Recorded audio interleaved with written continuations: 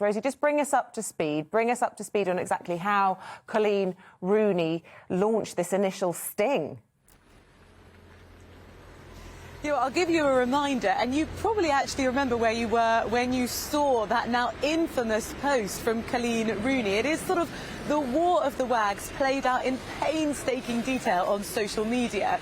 Coleen Rooney had got really suspicious and fed up of the fact that details of her private life that she was sharing on her private Instagram kept making their way into the Sun newspaper, and she, and which is now, it's been dubbed this sort of Wagatha Christie, in an Agatha Christie style investigation, she conducted, let's say, a sting operation. She posted deliberately false stories onto her private Instagram, and she told us all about her methodology in this now explosive post. She says, for a long time this has been a burden in my life. I've been trying to figure out who is leaking these stories. It's been tough keeping it to myself, but over the past 5 months I've posted a series of false stories to see if they made their way into the Sun newspaper. And do you know what she says? They did.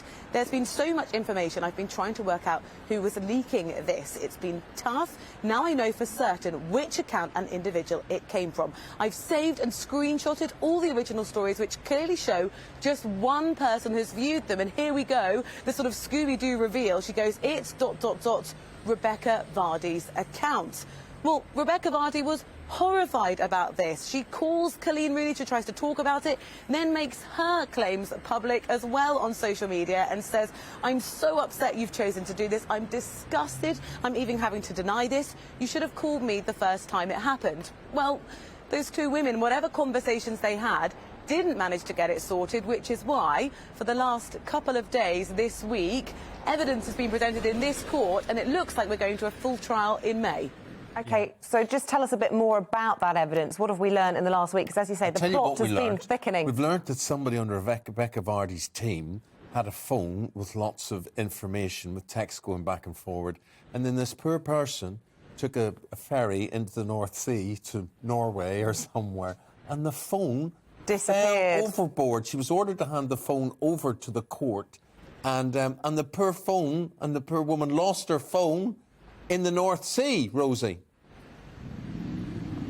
Yes, I think, depending on who you are, you might feel more fortunate for the phone, for the person who lost it, or for the defence case. Now, what's happened is actually a lot of the evidence that they wanted was on that phone, and it was apparently in the North Sea. A wave hit the boat, and it was Caroline Watt's phone.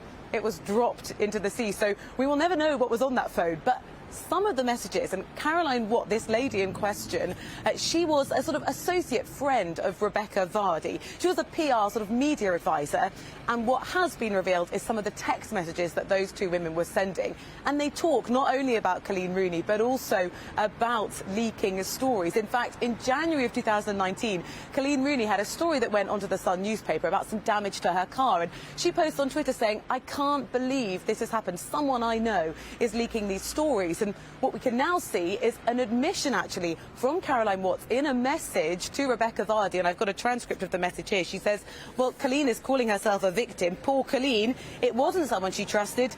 It was me. So we know that this associate now of Rebekah Vardy has admitted to leaking a story, but that isn't one of the ones in question from Coleen Rooney's latest sting. Some of the language they use in those messages is not something that I can reveal, particularly at this time in the morning. But more than that, what we see from Rebekah Vardy is after that comment, that statement from Coleen Rooney going ... it's Rebekah Vardy's account, the response from Rebekah Vardy is, that's war. Ta-da!